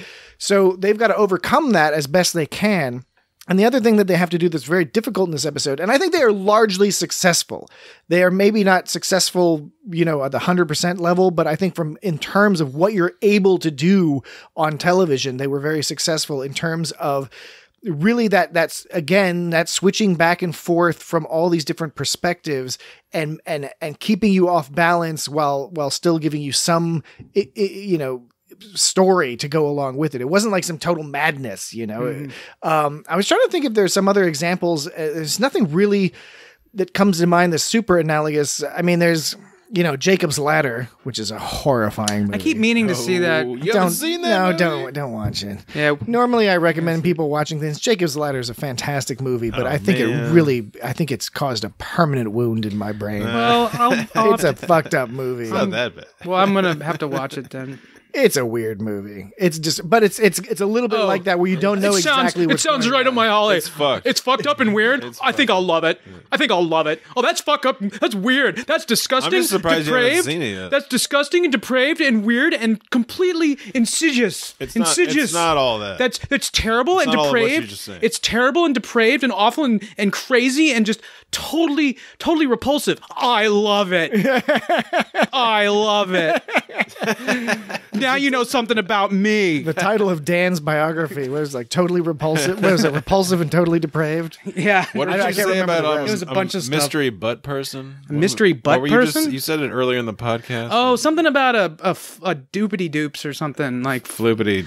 duties or mystery butt duties or Mystery something. butt duty. Mystery butt duties. Are those like activities that you are assigned? Or activities. Mystery butt duties. Yeah, like Duty. mystery butt duties. Why do policemen smell? Why? Because they're always on duty. All right. I actually got that from the Gary Shandling show. Dan's being kind of political. Racist pieces of shit. Too political. Pull it down. Pull down the podcast. Cops smell because Pull it they're back. No, that was from the. Pull it back. Remember the occupying fascists. Do you ever see the Gary Shandling show? As Not a lot opposed of to, it, as but I have opposed to seen Larry it. Sanders, because the Yes. yeah. Yeah, this is the Gary. This is the Gary. This is That's a good show. It's Shandling weird, show. but it's good. The Gary Shandling show. Gary Yeah, called Gary me up and Shandling. asked if I could sing a Oh, theme right, song. yeah. I said Shandling. Yeah, that song is funny. I'm almost halfway finished. Sandling. How do you like it so far? How do you like the theme to Gary show? That's how it goes. We would be remiss if we didn't comment on OG Riker's business. pajamas. Riker's pajamas were really, and you know what? It got me thinking that in Star Trek in general, the pajamas are pretty on point. Pajamas. We mentioned that on Twitter, and one person evidently. at Mr. _Picard, goes by Alexander, responded to my comment about Alexander, of how course. awesome Riker's pajamas are. And he said, he responded on Twitter, draw me like one of your French captains, and then has a picture of Captain Picard with like his nice pajamas with his chest is all bared. He's just all like leaning back. I'll send you guys some pictures later on tonight. after Data the always podcast. looks funny when he's not wearing a Starfleet uniform. When he's just wearing like other clothes, it's always like looks all goofy. Brent Spiner's head is kind of like a little bit larger Yeah. than I remember it. Sometimes it depends on what he's wearing. Sometimes his head looks all Somebody big. makes his neck look all. I think a lot of actors have big heads. Looks good on 2D, two dimensions. What did we watch 2 weeks ago? Was it Discovery? Or what did we watch? Or was it DS9? We past tense, I think. 2 weeks Oh, ago. it's past tense. I feel like there was. Yeah, I was thinking about this because I feel like there was a double axe handle in one of the fights in that, but I'm not sure. I think there was. I think Cisco might have done Yeah, it. there was no double axe handle in this episode. There was only one fight when there Worf was no Worf and Whoopi Data. Goldberg either. No, there was no Whoopi Goldberg. That's true. That's a good. That's. I don't think she was in There was much of the later. There was no stuff. bunch of other people too. Well, I was just saying they often have a fight and they often do the double axe handle and they just didn't do it in this fight. So I thought that was interesting. That's a That was Cisco. a bit of restraint used by the Star Trek crew. I do think that. Data was knocking some people around. Yeah, he likes doing that. He looked like he was straining a little bit when he grabbed Riker, which Data shouldn't strain, but I'm not. Yeah, but Jonathan Frakes is a big, beefy man, as you can see in his pajamas. When he Pajamas. So I was watching the show earlier, and my wife came in and she was watching a little bit, and she basically walked in right when one of the scenes where Riker is waking up in bed, and she I was was all going like, to say what I think she's going to she was all like, I want to climb into bed with that guy. She's like, and then it was partly about Riker, but I think most of it was just his bedroom. It looks all super sexy, and the lighting is all neat, and he's got those shiny sheets. He's got one of those Ryza statues. Yeah, he's got a big neon sign on the window that says number 1 down to clown. He does have a very inviting bed. I thought you were going to go with how, like, when he woke up, it kind of expected to see that he had had wet his bed. Like he's just like he's like Riker to Dr. Crusher. I pissed my bed again. Yeah, because he woke up all freaked out, and it was his face, and it zoomed out, and he thought it was going to zoom out with a wet blanket. But Need a hypo spray. We gotta get Dan writing Give the me next hypo Star Trek. spray. he hypo sprayed that bed. We gotta get you working on season 2 of Picard. They need some good shots, something to sort of Shock the system. shock the monkey, expect the unexpected. So unlike we talked about last week about how cause and effect is a really great entryway. It's a good introduction to Star Trek generally, and particularly TNG if you're trying to get somebody in, just because you don't need really any other information to get in there. I think this is kind of the opposite. I think most of this episode really relies on your understanding of not only Riker himself and his personality, but also his relative relationships to Troy and Beverly and Worf and Picard, etc. it's not that it would make less sense maybe, but I mean, it just would have less meaning and it would be harder to follow and it'd be harder to understand what his motivations were. Because if you don't know these people, when he's struggling between whether to believe, Beverly, the quote unquote Beverly who snuck in pretending to be a health he was inspector. eating his olive grain. Health inspector. Yeah. Yeah. It's like, okay. Or they're whatever. They're not going to let some human in to like look for the only other. Yeah, that didn't human. make sense either. I thought they would do more with Riker calling out some of those things that didn't make as much sense. Why would his brain invent a woman who's going crazy with the spoon? I don't know. It doesn't. There's no point in asking questions. Well, I think we have to assume that even though they don't really explain it, a lot of this is audience misdirection. At a foundational level, it is Riker's brain making stuff up, but then there are manipulations by the people who have imprisoned him because they're trying to get information. This is effectively an interrogation. And we have to assume that they had some mechanism for inputting into his brain. So you are saying they were doing more than just poking needles at his brain wrinkles? I think we have to assume, I mean, even if that was the maybe that's how they did it. Maybe you poke needles in brain wrinkles to create poke needles in brain wrinkles. But poke needles in brain wrinkles. We have to assume that because otherwise the story really starts to fucking fall apart. That's what I've been getting at this whole time is like, is it brain needles or is it an invented scenario to trick him? So you're saying the reflective therapy or whatever, the reflection therapy, was that a method? Was that a method to convince him to give away secret information? Like, I can't get at it with these needles. That's what they're going for. No, 100%. Okay, let me qualify that statement. Yes, I think that was a part of getting information from him. It may not have been the part where they were actually getting the information itself, but it was priming him. It was creating a scenario where then he would be willing to give them the information. Now, again, they didn't get that far in this plot, so when they at the end of the episode, when they actually real life for realsies rescue him, they basically say they were trying to root around in his brain to extract the information.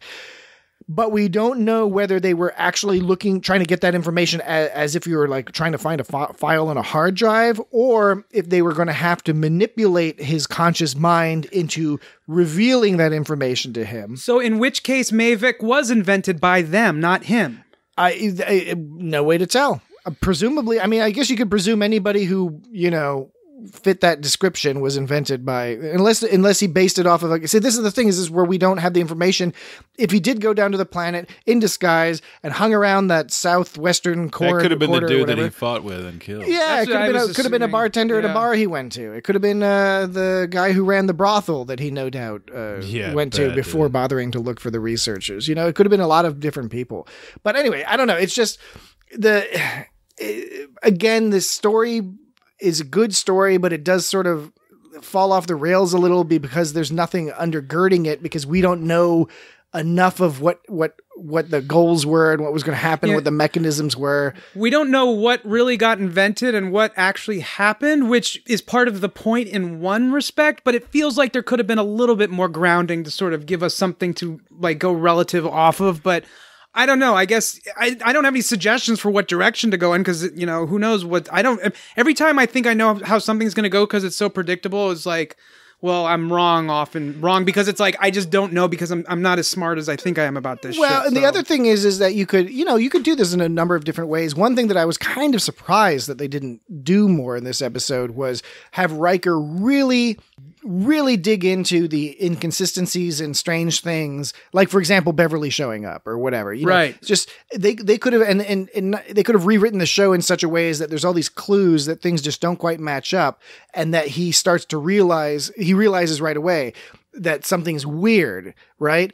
And then make the challenge of the episode that if he is to be convinced that he is this person in a mental institution, that it is something he comes to very slowly and only towards the end.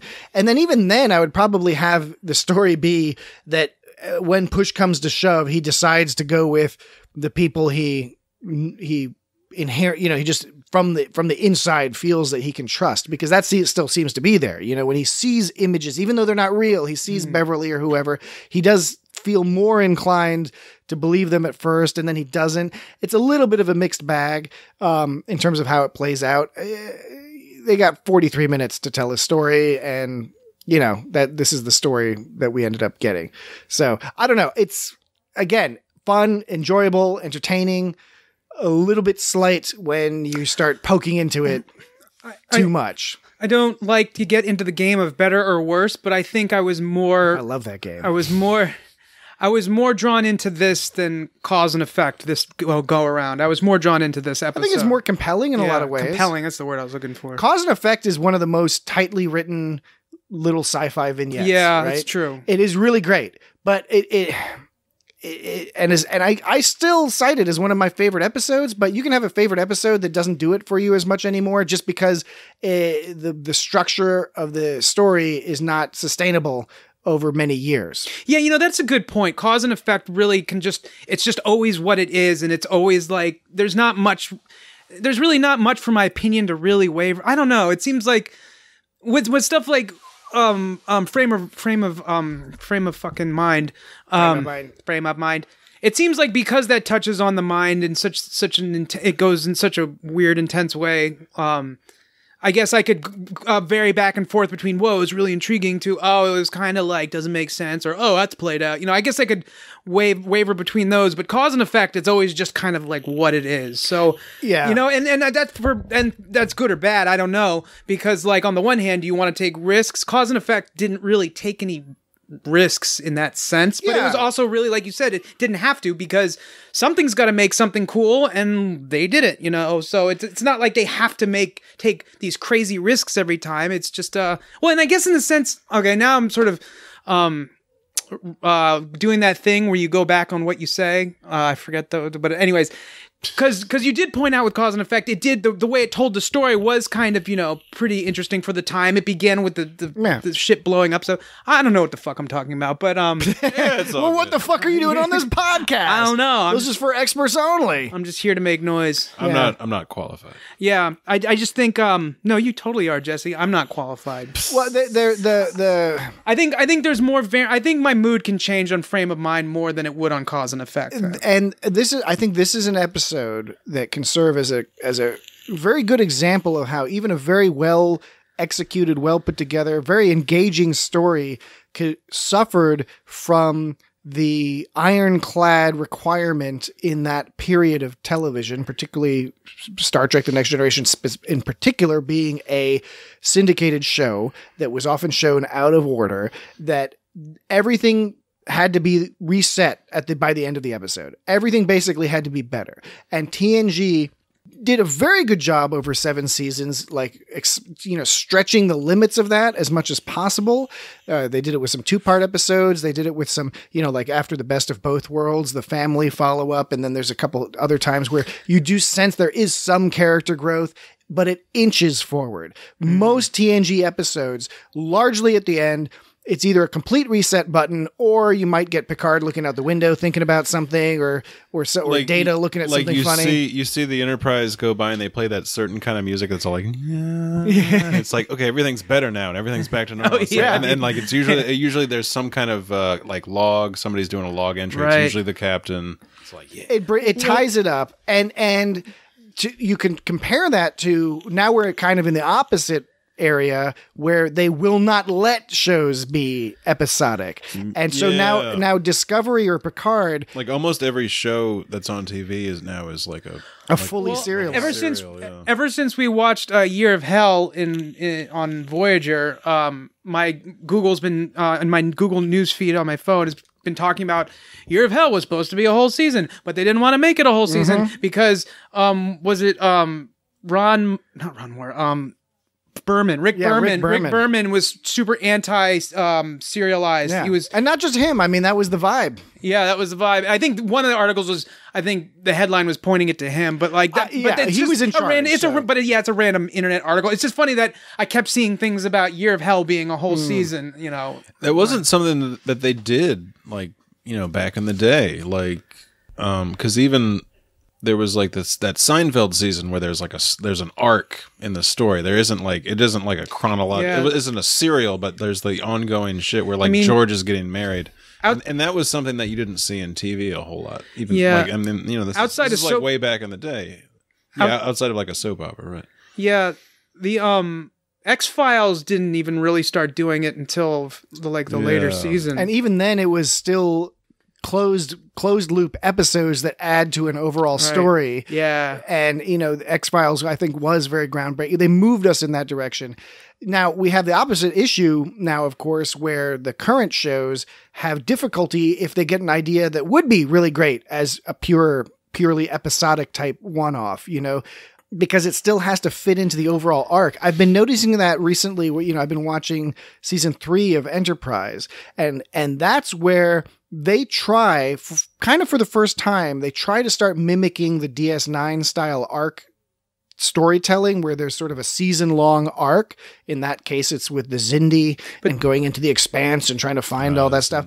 So every single episode is still quote-unquote episodic, but huge chunks of it, and usually the main plot, are driven by that arc in the background. Now, the difference is in Enterprise, it's sort of stripped down and simplified as compared to Deep Space Nine. Deep Space Nine, the arcs built more sort of organically and sort of interwove with each other in different ways, whereas in Enterprise, it was very laser-focused, which was kind of a proto version of what we now have, where it's 100% every single episode has to be solely focused on this main arc. Enterprise had was that the same season where they would have like these three episode No, that was in the 4th season. That was the 4th season where they do these sort of half arcs where they do these weird 3-4 episode. That was a totally different thing they tried. That was a weird thing that that was pretty cool. Now the complaint you'll hear from some people there, which is not totally unfounded, is that the problem with season 4 is the arc that style kind of works because it's like these tight little 3 or 4 episode arcs, except if you get into an arc that you're not into, because then you're like, oh, well, that would happen like at least three of these. It happened at least once where I'd start watching it and then I'd realize at some point, oh, this is going to be one of those. And I'd be like, ah. But season 3 of Enterprise does a pretty good job of still telling what would be normally considered an episodic story. Like, for example, the episode, I think it's called Timeless or something. No. What is it called? Twilight. It's called Twilight, where Captain Archer, there's like a spatial malformation and he gets some bugs in his brain and he can't make new memories. Bugs in his brain. So it's basically the Memento story with Archer, right? And that happened to me one time. And that story it's an episodic story, as in everything gets fixed at the end of the episode. All these horrible things and interesting things happen in the episode, but it's also still plugged into the overall arc, because what happened, you see how the arc would have played out in one way, and then because of the course of the events, they are able to make some corrections to that. So, Enterprise was more mature than TNG and had some more latitude to do this type of stuff than TNG was able to at the time. This might be unfair because it's the most obvious and one of the most obvious and infamous examples in TNG, but of course the time when they decided that warp drive was going to fuck up space-time or whatever. So that's an example of where they had the whole episode in one, but now they had this whole, didn't just change the course of the story, it changed the whole way the universe worked. And then they sort of ignored that. And then they sort of ignored it. So, I mean, I'm trying to think of other times where they really made big changes. I mean, of course, there was when Locutus and that whole deal and stuff, and there's... But even that, that pops up from time to time. Yeah, it's not like it's a constant thing. Right. I don't know. And I'm not complaining about TNG. I understand the constraints they're in. And I actually think that particularly in the last couple years of TNG, they did a much better job of not just, they didn't have season long arcs, but they were adding stuff to the greater world just as the greater universe, as it was expanding, just as Deep Space Nine was coming on and then leading into Voyager.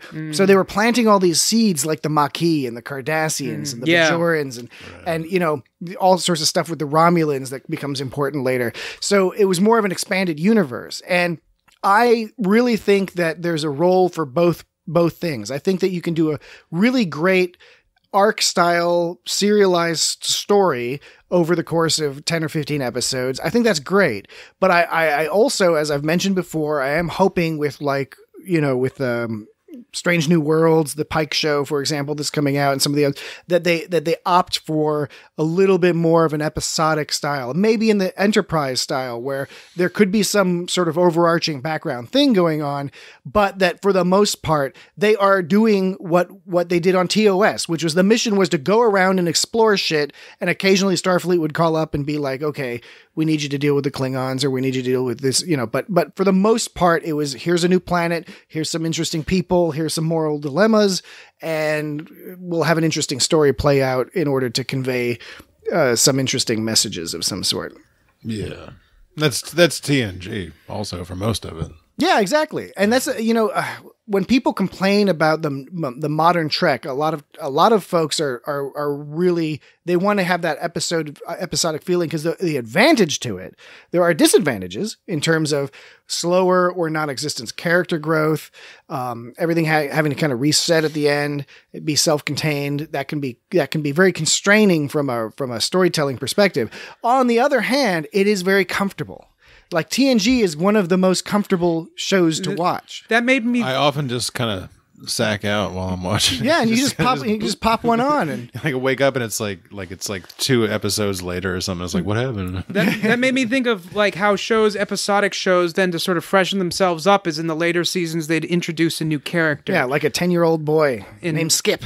There was, what was that? I'm Skip. 7 in Married with Children. There was a young kid. Did you say 7 of 9? It was just 7. The kid's name was 7. I did not say 7 of 9. Is that for real? That's for real. In Married with Children, they added a kid. Like, I remember them adding the kid. I don't remember the name being 7. I'm almost sure. Yeah. I'm almost positive it's 7.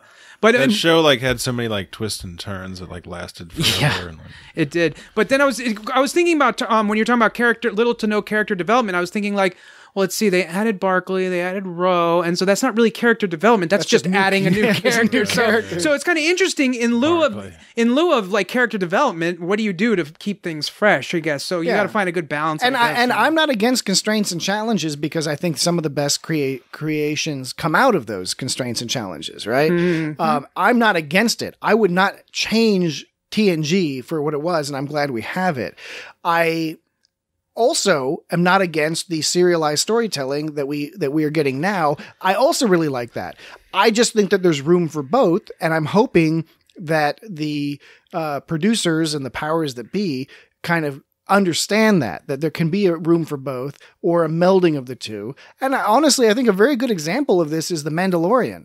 I think The Mandalorian did a really good job of having what was effectively a season-long arc that presumably will be continuing in some fashion.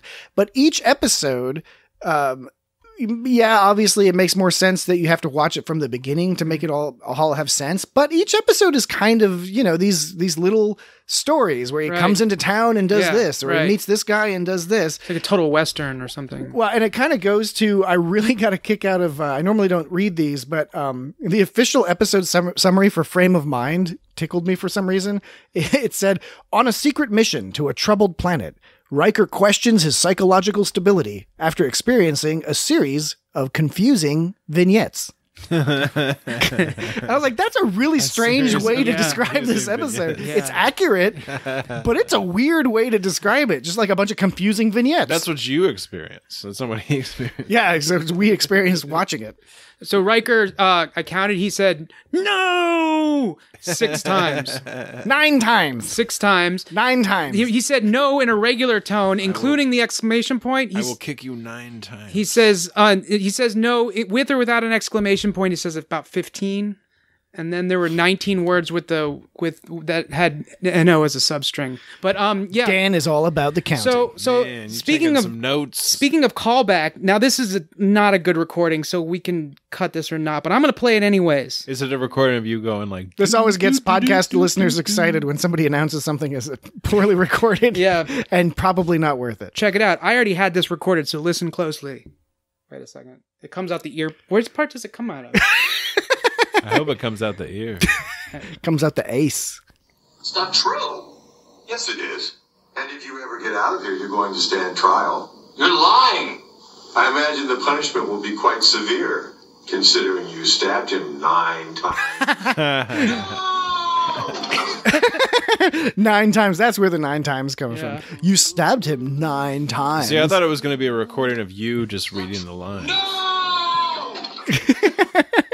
dad saying no out of context. There's a great there's a Twitter feed called like Star Trek Out of Context or something, and it always just has like pictures, like screen caps from the show, and then the line, but it anyway, go check it out. What's interesting is go check it out on social media. That's the only thing I recorded, and that happened to be the thing you thought of about the 9 times. He was just so smarmy and gross, or is that the word I'm looking for? Smarmy? No, smarmy's not the right word. Mavek? He was because he was just like, yeah, it is. If you get out of here, you're going to stand trial. I imagine the punishment will be quite severe, considering you stabbed him 9 times. You sound just like Mavek. Pretty good for a crazy man. Yeah, exactly. What a dick, right? Why did he have to be a dick like that? Oh, I thought you were talking about Dan's impersonation of Mavek. Oh, shit. It was pretty good for a crazy man. Oh, no. Snap. I was quoting dialogue. Smarmy, ingratiating and wheedling in a way that is perceived as insincere or excessive. No, he wasn't smarmy at all. He was just being wheedling. He was just being like, boo boo. That's what he was being. It was creepy. I mean, I know it was a hallucination or a manifestation or whatever the fuck you want to call it, but it was definitely creepy and disturbing. But anyway, so I guess that about does it. It had some Star Trek. I will do it 9 times. Yeah. I will kick you. I will do it 9 times. So that's Frame of Mind. Strong. Star Trek: The Next Generation, Season 6, Episode 21. This show that you're listening to, which we forgot to announce earlier because we're fucking fools, is bro. It's got Star Trek. We had Star Trek. It's got Star Trek. The It's Got Star Trek podcast coming to you from space. So there was a comment about like, why don't I like Waxana episodes? And you know what? And I just want to say briefly that I realized that Wasn't Tarek just messing with you? Yeah, I'm sure he was. But I want to say that I know it's like a cool and popular thing to say, oh, Waxana episodes suck, man. It's like, I'm a real Star Trek fan because I think Waxana sucks. I don't think she doesn't suck. She doesn't suck. No. It's just the way those episodes when it's all like when it's Deanna being like, Mom, and Loxana's like, you should get a man. Right. And it's just like, ugh. And maybe that only happened one episode. I don't even know. All I know is that my memories, and I'm going to have to rewatch them just to be fair. But I just remember from TNG, it was one of those things that every time one of those episodes came on, it just so happened, I was just like, oh, I don't care about any of this. Now, with that said, is it just because it's silly? Because I'm a silly guy. I like silly things. I also am not a huge fan, and I'll have to rewatch this again, but like the episode where Worf's all like, I am not a merry man. I mean, that line is funny, but that episode, I don't... The Robin Hood episode is a little. Yeah, and so it's like, I think some of those episodes, even though I really dig the silly shit, That's really the high point of the episode where he's like, I am not a man. Yeah, and I think it's just those kind of silly episodes. But then, on the other hand... Show like Breaking Bad, for example. A ton of people hate that Fly episode. If you ever saw Breaking Bad, there's a Fly episode dead in the middle of it. People hate that? It's a great episode. It's a great episode. It's really great. That's the thing. It's a great episode, but a lot of people hate it. And the reason I think, and this has probably been pointed out, but is that it just takes you away from the main story. It's kind of a break from the story. And Breaking Bad presented itself in such a way that was always trying to like, what's going to happen next? What's going to happen next? And this is like taking you out of that. I don't know.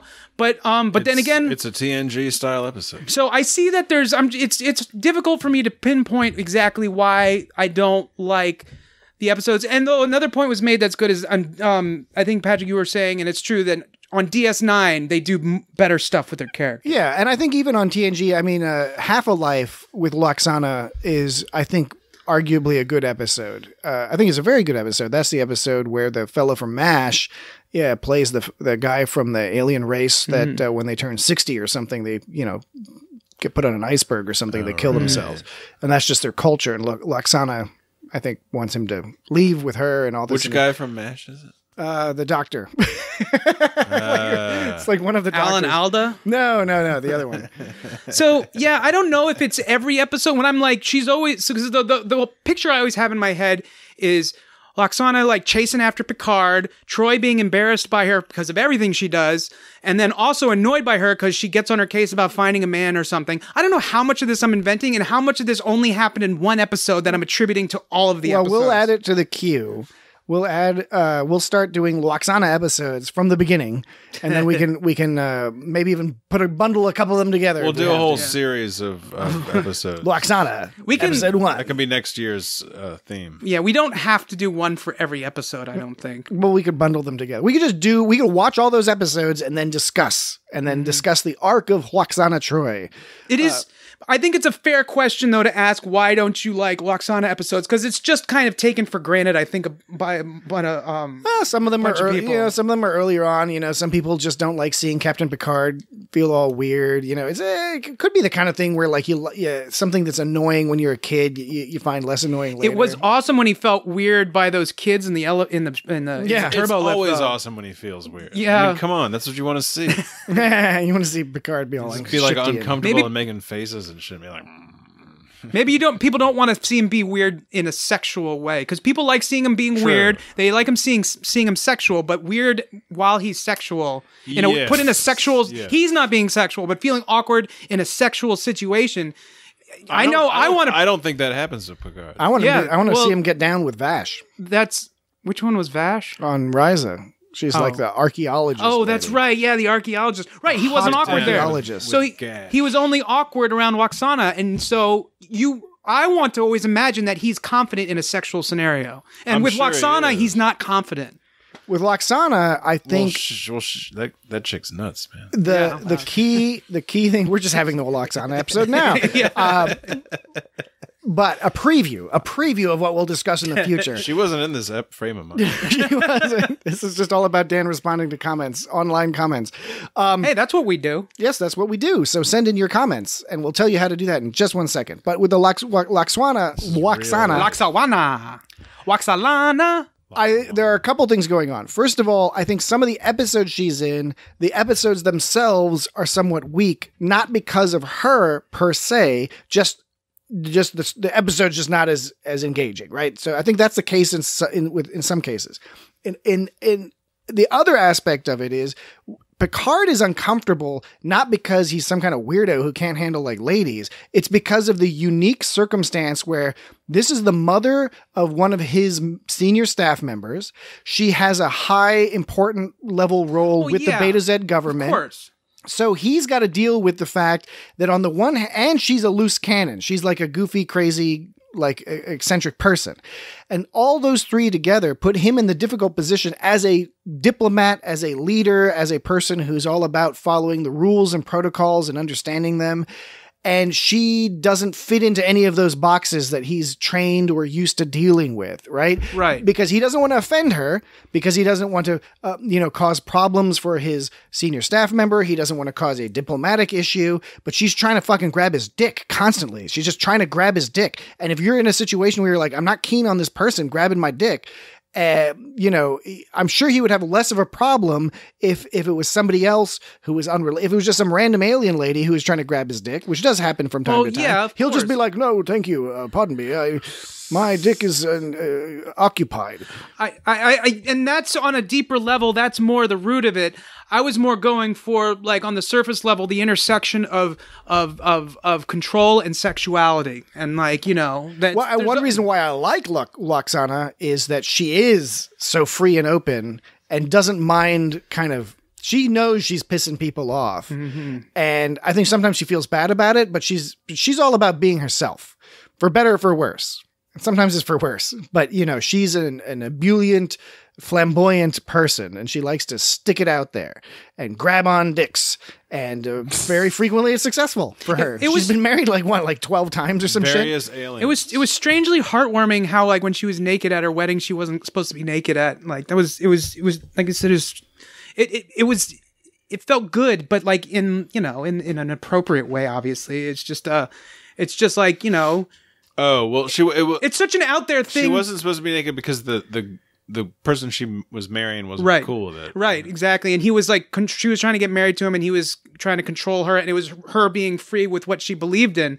And, for me, it's like such an alien thing to be just like casually walking around naked at a thing, but that's what they do there. That's cool. That's all about. The point I'm getting at is I thought it was it was a nice scene actually. So Well, and then you go to Deep Space Nine, and you end up seeing what is a better fulfillment of the same dynamic, where she's, in that case, she's primarily interacting with Odo, and Odo, similar to Picard, is somebody who's sort of not uptight is probably more appropriate for Odo than Picard, but in that vein, kind of stiff upper lip, kinds of pays attention to how they present themselves and how they are presented to the world and all that, and the interaction between them is much more interesting, much more sweet, has more sort of emotional impact than much of what she did on TNG, I think. But anyway, we'll expound on that at some point in the distant future. Because Odo just doesn't have a regular penis. He's got like some kind of gelatinous penis. Odo's got whatever you need him to have. Whatever you need. Which is awesome. Did they ever discuss how they procreate? It could be a big fist. It could be a knife. There was a character in Clay Fighter that could do that on Super Nintendo. There was a character that could turn into all sorts of stuff. But you're also kind of talking about the Green Lantern or something, or is it the Green Arrow? No, the Green Lantern.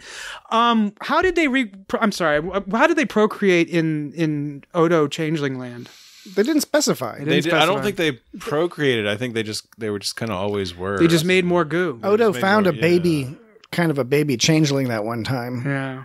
So that'll do it for this week. So buttons. Frame of mind, good, flawed, fun, engaging, weird, confusing, episodic. Cool episode. So you can reach us in a variety of ways. Jesse, do you know where to reach us?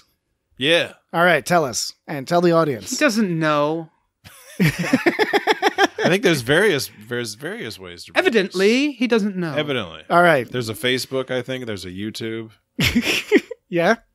YouTube. There's Facebook. That you can do the feedback. All right. I just thought I'd change it up because I'm always putting Dan on the spot. Somebody should ask Dan about how to get to us because. Why don't I put Patrick on the spot? All right, because I know all the answers. Well, I know all the answers. Dude, all right, then you tell them. You tell them, Dan. Well, you tell them. Nobody tells me what to do. I'm telling you what to do right now. What the fuck? I think there's an it's got StarTrek.com. Yeah, it's got StarTrek.com. That is the website. Beverly was pissed that play didn't go off that one time when he freaked out in the middle. She was pissed. Yeah. She was like, I'm worried about your health, but she was pissed about the play. She was going to poison him after the play. She was going to slowly poison him over the next 3 years. It's got Star Trek. Dr. Feelgood. At It's Got Star Trek. Mm-hmm. Yeah. Feedback at It's Got Star Trek. Are you telling me so I remember next time? No, I'm Is that just. why you're looking at me? I'm sorry, man. Why are people getting on my case about looking at them? I'm just gonna stare at the wall, because it doesn't matter. We shouldn't have to look at each other in order to have a conversation because we're robots. We're robots, and we don't need to look at each other. Why aren't you making eye contact? We're not even in the same room anymore. We're not impressing each other. We're impressing the audience, and looking at each other's reactions have no effect on the way we respond to comments. I assure you, we are not impressing the audience. That much I think that is clear. We suck, bruh. But yeah, we fucked it up this time. Dan was referencing at It's Got Star Trek, and what he meant to say by that is on Twitter and Instagram. Still finding problems with what I said. And in Facebook, you can find us at It's Got at symbol. Looks like a little snail. That Worf knife dance, the Niv-Fa, or what is it? It was a Nisra. That dance before he stabbed Riker, that was a weird dance. That was a weird, awkward moment. Worf was being really weird. Yeah, that didn't make any sense. Anyway, It's Got Star Trek on social media. He invented it. On YouTube, It's Got Star Trek. That's why. Feedback at itsgotstartrek.com. Send them all our way. Send all that fun stuff our way. We'll incorporate your comments into the next discussion. All right, so now the last thing we need to do before we say our fond goodbyes for the week. T-shirts. We'll get the store up soon. And you can buy T-shirts and mugs, and coffee mugs, stickers, and whatever else we tea bags. Did you say tea mugs? Tea bags is a good idea. Let's do tea bags. It's Got Star Trek's tea bags. I want to do It's Got Star Trek tea bags. What kind of tea would we put? Sort of Romulan tea. The mugs you could put cold beverages. We could use it as a front to sell marijuana. Whoa! Yeah, buy some of our tea bags for $60. I'm not into that. Marijuana is a racist word. It is cannabis. Cannabis. We'll sell cannabis tea. Cannabis-infused tea from the It's Got Star Trek podcast. Is it a racist word? Yes. It is. It is actually. Cannabis is correct. The word. Yeah, marijuana was the word that the government started using in the 30s when they passed. So it made it sound foreign. The Tax Act.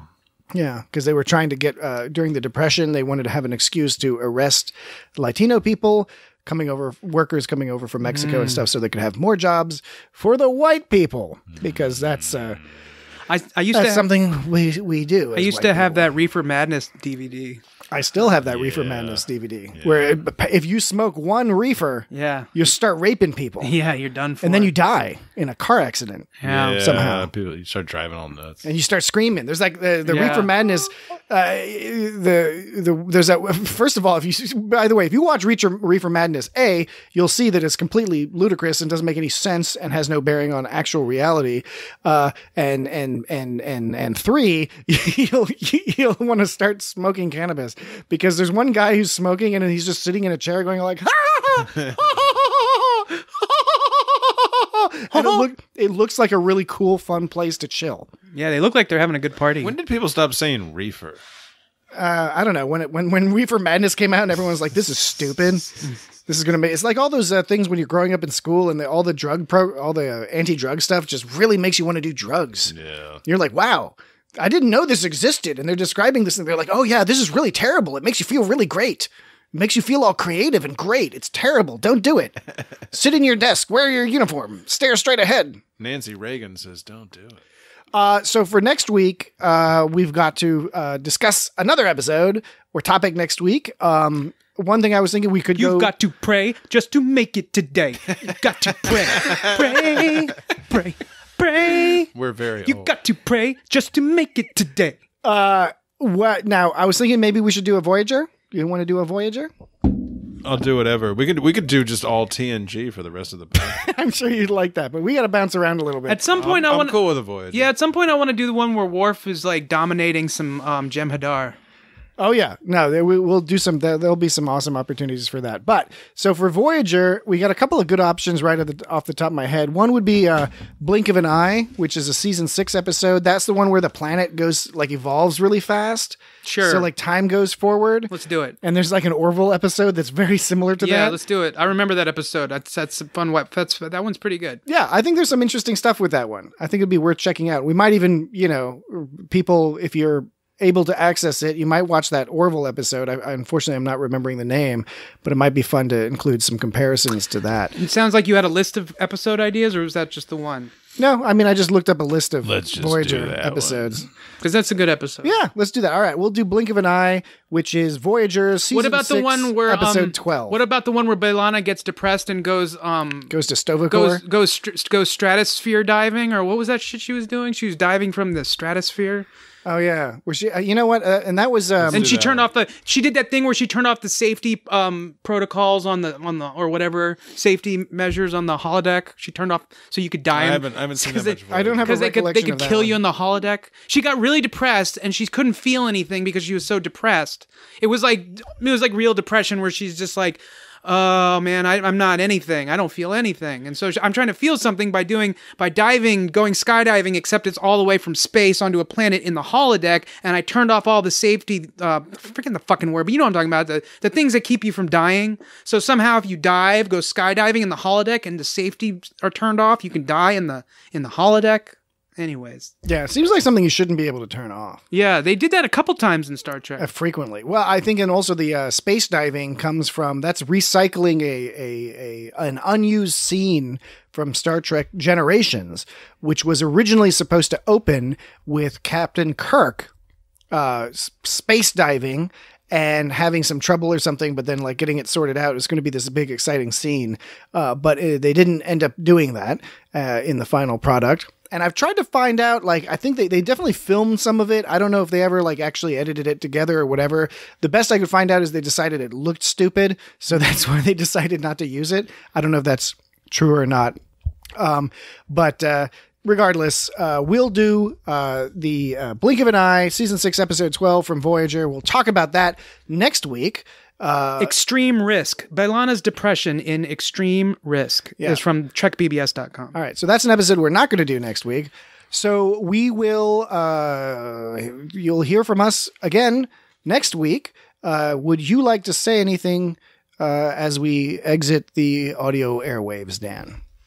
My name is Dan. My name is Dan, and I'm here doing a podcast. I'm really cool. I'm not looking at anybody when I talk.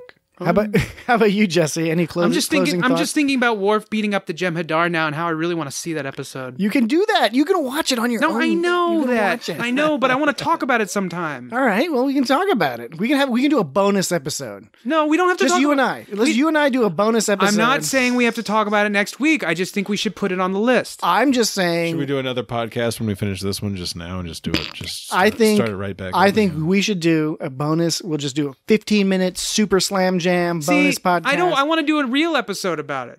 All right. Well, we'll do a real episode about it. Okay. Eventually. Maybe the next week. No, we don't have to do it next week if you don't want to. All right. Well, we'll figure it out. In the meantime, I think that does it for us tonight. So I will say a hearty good night to everyone, and we'll be in your ears next week. Have a good one. Smell you later. Without warning, Riker falls victim to an unknown hysteria. Who are you? And the crew fears he's suffering from a mental breakdown. The mind can manufacture all kinds of things. But are they all in the grips of a powerful delusion? None of it's real. You're still with us on the Enterprise. Or is Riker slipping into a terrifying madness? Let me out of here! Next time on Star Trek: The Next Generation.